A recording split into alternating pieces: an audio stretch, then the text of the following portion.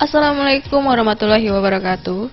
Sahabat Al-Abina, episode kali ini akan menyajikan informasi tentang gerakan sholat bermanfaat untuk kesehatan tubuh. Sholat ternyata tidak hanya menjadi amalan utama di akhirat nanti, tetapi gerakan-gerakan sholat paling profesional bagi anatomi tubuh manusia. Bahkan dari sudut medis, sholat adalah gudang obat dari berbagai jenis penyakit. Allah Sang Maha Pencipta tahu persis apa yang sangat dibutuhkan oleh ciptaannya, khususnya manusia. Semua perintahnya tidak hanya bernilai ketakwaan, tetapi juga mempunyai manfaat besar bagi tubuh manusia itu sendiri. Misalnya puasa. Perintah Allah di rukun Islam ketiga ini sangat diakui manfaatnya oleh para medis dan ilmuwan di dunia barat. Mereka pun serta-merta ikut berpuasa untuk kesehatan diri dan pasien mereka. Begitu pula dengan sholat. Ibadah sholat merupakan ibadah yang paling tepat untuk metabolisme dan tekstur tubuh manusia. Gerakan-gerakan di dalam sholat pun mempunyai manfaat masing-masing. Misalnya, takbiratul ihram. Berdiri tegak, mengangkat kedua tangan sejajar telinga, lalu melipatnya di depan perut atau dada bagian bawah. Gerakan ini bermanfaat untuk melancarkan aliran darah, getah bening, dan kekuatan otot lengan. Posisi jantung di bawah otak memungkinkan darah mengalir lancar ke seluruh tubuh. Saat mengangkat kedua tangan, otot bahu meregang sehingga aliran darah kaya oksigen menjadi lancar. Kemudian kedua tangan didekapkan di depan perut atau dada bagian bawah. Sikap ini menghindarkan dari berbagai gangguan persendian, khususnya pada tubuh bagian atas. Selanjutnya adalah ruku. Ruku yang sempurna ditandai tulang belakang yang lurus, sehingga bila diletakkan segelas air di atas punggung tersebut, tidak akan tumpah. Posisi kepala lurus dengan tulang belakang. Gerakan ini bermanfaat untuk menjaga kesempurnaan posisi serta fungsi tulang belakang sebagai penyangga tubuh dan pusat saraf. Posisi jantung sejajar dengan otak, maka aliran darah maksimal pada tubuh bagian tengah. Tangan yang bertumpu di lutut berfungsi untuk merelaksasikan otot-otot bahu hingga ke bawah.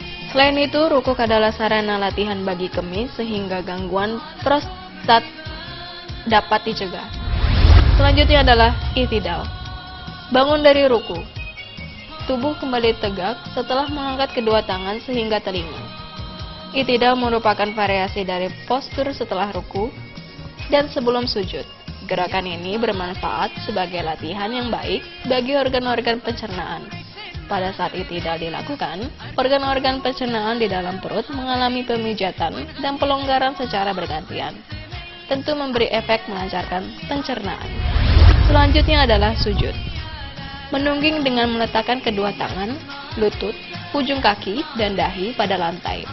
Posisi sujud berguna untuk memompa getah bening ke bagian leher dan ketiak.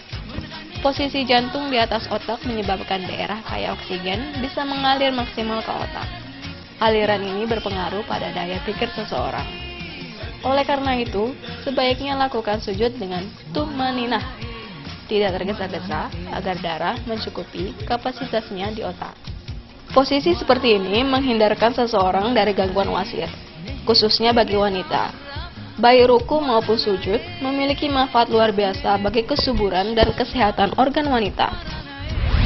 Selanjutnya adalah duduk di antara sujud. Duduk setelah sujud terdiri dari dua macam, yaitu tahiyat awal dan tahiyat akhir. Perbedaan terletak pada posisi telapak kaki. Pada saat iftirah, tubuh bertumpu pada pangkal paha yang terhubung dengan saraf nervus. Posisi ini mampu menghindarkan nyeri pada pangkal paha yang sering menyebabkan penderitanya tak mampu berjalan. Duduk tawaruk sangat baik bagi pria sebab tumit menekan aliran kandung kemih, kelenjar kelamin pria, dan saluran vas deferens. Jika dilakukan dengan benar, posisi seperti ini mampu mencegah impotensi. Variasi posisi telapak kaki pada iftirah dan tawaruk menyebabkan seluruh otot tungkai turut merenggang dan kemudian rileks kembali. Gerak dan tekankan harmonis inilah yang menjadi kelenturan dan kekuatan organ-organ gerak kita. Selanjutnya adalah salam. Gerakan memutar kepala ke kanan dan ke kiri secara maksimal. Salam bermanfaat untuk merelaksasikan otot sekitar leher dan kepala, menyempurnakan aliran darah di kepala sehingga mencegah sakit kepala, serta menjaga kekencangan kulit wajah. Gerakan sujud tergolong unik. Sujud memiliki falsafah bahwa manusia menundukkan diri serendah-rendahnya, bahkan lebih rendah dari bokongnya sendiri. Dalam ilmu kekebalan tubuh dari sudut pandang psikologis, gerakan ini mengantarkan manusia pada derajat setinggi-tingginya. Dengan melakukan gerakan sujud secara rutin, pembuluh darah di otak terlatih untuk menerima banyak pasokan oksigen. Pada saat sujud, posisi jantung berada di atas kepala yang memungkinkan darah mengalir maksimal ke otak. Artinya, otak mendapatkan pasokan darah kaya oksigen yang memacu kerja sel-sel. Dengan kata lain, sujud yang tummanina dan kontinu dapat memicu peningkatan kecerdasan seseorang. Dan sahabat Awalabina, itulah informasi menarik dari gerakan sholat bermanfaat untuk kesehatan tubuh. Wassalamualaikum warahmatullahi wabarakatuh.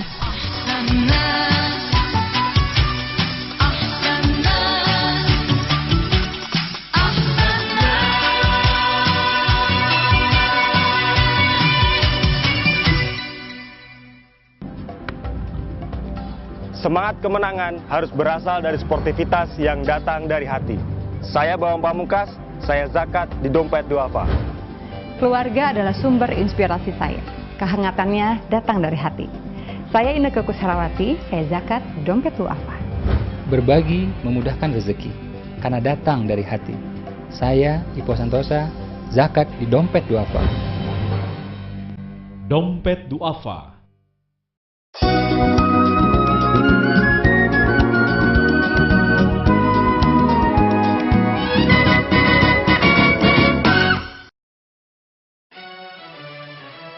Assalamualaikum warahmatullahi wabarakatuh, sahabat Jakat TV. Program Hawalabina kali ini akan menyajikan tentang keajaiban sholat tahajud. Dengan melaksanakan sholat tahajud secara ikhlas karena Allah Subhanahu wa Ta'ala dan dengan rajin, maka kita akan dimudahkan dalam menghadapi kehidupan di zaman sekarang ini, yaitu bahagia dengan sholat tahajud. Kenapa bisa dikatakan demikian? Allah Subhanahu wa Ta'ala menegaskan bahwa orang yang sholat tahajud akan selalu mempunyai sifat rendah hati dan ramah. Ketenangan yang merupakan refleksi ketenangan jiwa dalam menjalani kehidupan sehari-hari di masyarakat. Allah berfirman, dan hamba-hamba Tuhan yang maha penyayang itu ialah orang-orang yang berjalan di atas bumi dengan rendah hati. Dan apabila orang-orang yang jahil menyapa mereka, mereka mengucapkan kata-kata yang baik. Dan orang yang melewati malam hari dengan bersujud dan berdiri untuk Tuhan mereka.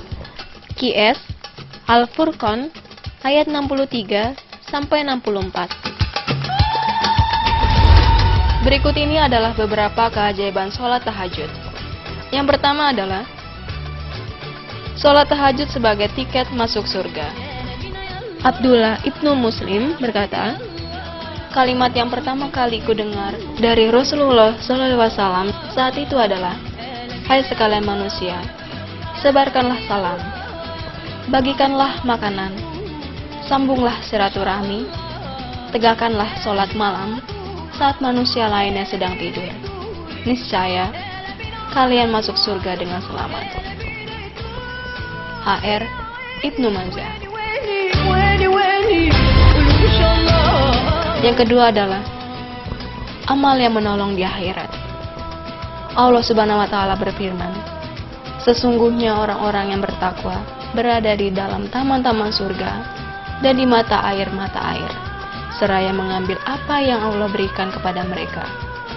Sebelumnya mereka adalah telah berbuat baik sebelumnya di dunia.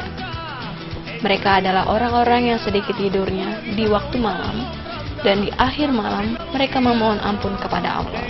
QS Al-Jariyat ayat 15 sampai 18. Ayat di atas menunjukkan bahwa orang yang senantiasa bertahajud, insya Allah akan mendapatkan balasan yang sangat nikmat di akhirat kelak. Yang ketiga adalah pembersih penyakit hati dan jasmani. Salman Al-Farisi berkata, Rasulullah SAW bersabda, dirikanlah sholat malam karena sesungguhnya salat malam itu adalah kebiasaan orang-orang saleh sebelum kamu. Salat malam dapat mendekatkan kamu kepada Tuhanmu. Salat malam adalah sebagai penebus perbuatan buruk, mencegah berbuat dosa, dan menghindarkan diri dari penyakit yang menyerang tubuh. H.R. Ahmad. Yang keempat adalah sarana meraih kemuliaan.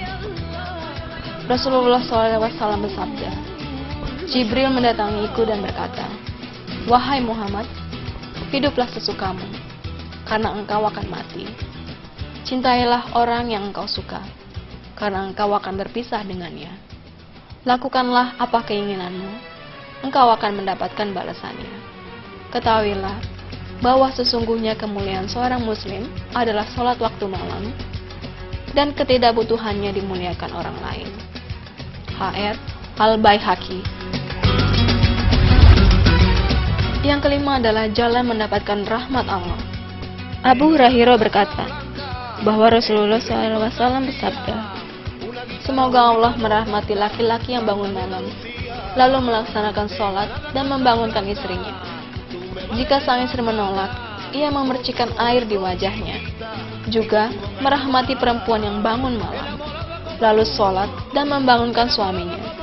Jika sang suami menolak, ia memercikan air di wajahnya." H.R. Abu Daud. Yang keenam adalah sarana pengabul permohonan. Allah Subhanahu wa Ta'ala berjanji akan mengabulkan doa orang-orang yang menunaikan sholat tahajud dengan ikhlas. Rasulullah SAW bersabda, dari Jabir berkata bahwa Nabi SAW bersabda, "Sesungguhnya di malam hari ada satu saat yang ketika seorang muslim meminta kebaikan dunia dan akhirat, pasti Allah memberikannya. Itu berlangsung setiap malam." H.R. Muslim. Yang ketujuh adalah penghapusan dosa dan kesalahan. Dari Abu Umamah Al-Bahili berkata bahwa Rasulullah SAW bersabda, "Lakukanlah qiyamul lail, karena itu kebiasaan orang soleh sebelum kalian." Bentuk takarrub, penghapusan dosa, dan penghalang berbuat salah. H.R. At-Tirmizi. Yang kedelapan adalah jalan mendapatkan tempat yang terpuji. Allah berfirman, "Dan pada sebagian malam bertahajudlah kamu sebagai suatu ibadah tambahan bagimu. Mudah-mudahan Tuhanmu mengangkat kamu ke tempat yang terpuji." Q.S. Al-Isra ayat 79. Yang kesembilan adalah pelepasan ikatan setan. Diriwayatkan dari Abu Hurairah bahwa Rasulullah SAW bersabda, "Setan akan mengikat kepala seseorang yang sedang tidur dengan ikatan, menyebabkan kamu tidur dengan cukup lama. Apabila seseorang itu bangkit seraya menyebut nama Allah, maka terlepaslah ikatan pertama. Apabila ia berwudu, maka akan terbukalah ikatan kedua. Apabila dia salat, akan terbukalah ikatan semuanya. Dia juga akan merasa bersemangat dan ketenangan jiwa. Jika tidak, maka dia akan malas dan kekusutan jiwa." Yang ke-10 adalah waktu utama untuk berdoa. Amru ibnu Habasah berkata, "Aku bertanya kepada Rasulullah SAW, 'Ya Rasulullah, malam apakah yang paling didengar?' Rasulullah menjawab, 'Tengah malam terakhir, maka sholatlah sebanyak yang engkau inginkan. Sesungguhnya, sholat waktu tersebut adalah maktubah, masyudah, atau waktu yang apabila bermunajat, maka Allah menyaksikannya, dan apabila berdoa, maka didengar doanya.'" H.R. Abu Daud. Demikianlah bahasan tentang kewajiban sholat tahajud, kaya dan bahagia. Itu tergantung dari niat kita, keikhlasan kita, dan ketekunan kita. Wassalamualaikum warahmatullahi wabarakatuh.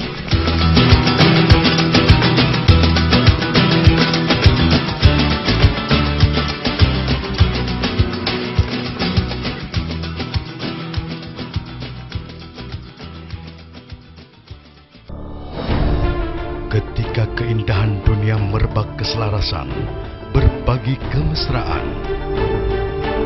Ketika sejuta tangan merangkai kebahagiaan dalam kehidupan yang harmoni. Ketika zakat Anda wujudkan indahnya dunia.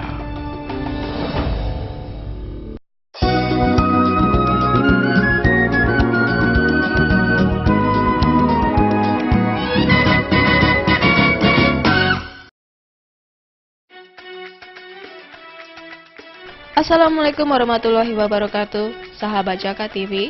Awala Bina episode ini akan menyajikan tentang makanan haram dalam ajaran Islam. Di dalam ajaran Islam terdapat dua jenis makanan.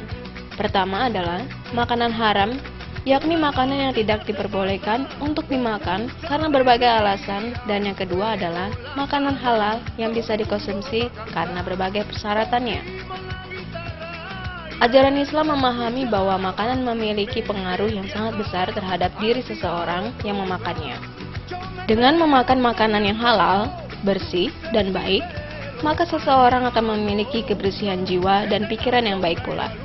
Begitu pula juga sebaliknya, makanan haram akan sangat berpengaruh terhadap kepribadian seseorang, sehingga lebih mudah marah, emosi, dan melakukan hal-hal buruk lainnya. Hal ini sesuai dengan firman Allah Subhanahu wa taala dalam surat Al-A'raf ayat 157. Menghalalkan bagi mereka segala yang baik dan mengharamkannya bagi mereka segala yang buruk. Makanan yang lezat dan baik merupakan makanan yang tidak berbahaya, bersih dari berbagai hal yang menjijikan, dan tentu saja halal dari berbagai sudut pandang. Sementara itu, makanan yang haram atau bersifat al-khaba'ith merupakan makanan yang haram, berbahaya, dan menjijikan. Untuk mengetahui berbagai hal mengenai makanan yang bisa dikonsumsi, Anda juga perlu mengetahui kaidah penting mengenai makanan yang diajarkan dalam agama Islam. Makanan dari bangkai. Makanan yang berasal dari hewan yang sudah mati bukan karena disembelih atau diburu oleh manusia, haram hukumnya untuk dikonsumsi. Hal ini bukan saja karena bangkai bersifat menjijikan, tetapi juga terdapat bahaya yang akan berpengaruh terhadap kesehatan manusia. Seperti halnya darah, bangkai yang mengandung kuman, virus, atau bakteri, dan lain-lainnya. Jenis bangkai sendiri ada dua macam, yakni bangkai dari binatang yang mati karena tercekik, atau secara sengaja dicekik, dan yang kedua adalah bangkai dari hewan yang mati karena dipukul dengan menggunakan benda keras sampai mati, atau menggunakan benda-benda lain yang bisa membuat binatang tersebut mati. Hampir seluruh binatang yang mati haram hukumnya untuk dikonsumsi, kecuali bangkai ikan dan belalang. Sementara itu, dua macam darah yang boleh dikonsumsi adalah limpa dan hati binatang. Binatang laut yang sudah menjadi bangkai atau binatang pengecualian yang boleh dikonsumsi meskipun sudah mati. Hal ini didasari oleh hadis Rasulullah, berikut laut itu suci airnya dan halal bangkainya. Makanan dari darah. Sejarah kaum jahiliyah mengatakan bahwa pada zaman dahulu, orang-orang yang merasa lapar akan segera mengambil darah yang mengalir dari binatang, seperti unta dan binatang lainnya, untuk kemudian dikumpulkan dan dibuat makanan atau minuman. Pada zaman sekarang pun, makanan jenis itu masih banyak diperjualbelikan.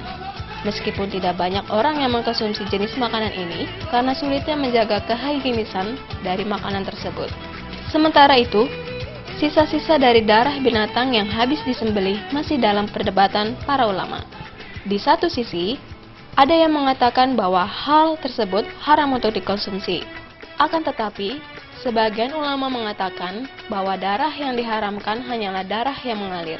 Namun, untuk menghindari hal terburuk dari efek atau dampak pengonsumsian darah, sebaiknya hindari saja memakan makanan yang terbuat dari bahan darah, kecuali hati dan limpa. Makanan dari binatang haram. Yang pertama adalah daging babi. Hampir seluruh umat Islam mengetahui bahwa daging babi adalah daging yang diharamkan oleh agama. Hal ini karena binatang tersebut termasuk binatang yang menjijikan dan memiliki banyak penyakit yang sangat membahayakan kesehatan manusia. Binatang tersebut menyukai tempat yang kotor seperti lumpur, memiliki kandungan bakteri yang berbahaya bagi tubuh manusia. dan sangat berbahaya jika terdapat di iklim panas. Virus tunggal yang berpotensi mematikan bisa sangat mengganggu kesehatan manusia yang memakan dagingnya. Yang kedua adalah daging sembelihan bukan untuk Allah. Sembelihan bukan untuk Allah adalah daging atau binatang yang disembelih dengan menyebut nama selain Allah atau tanpa menyebut nama Allah. Hal ini haram hukumnya. Sama seperti makanan yang dijadikan sesajen untuk menyembah Tuhan selain Allah.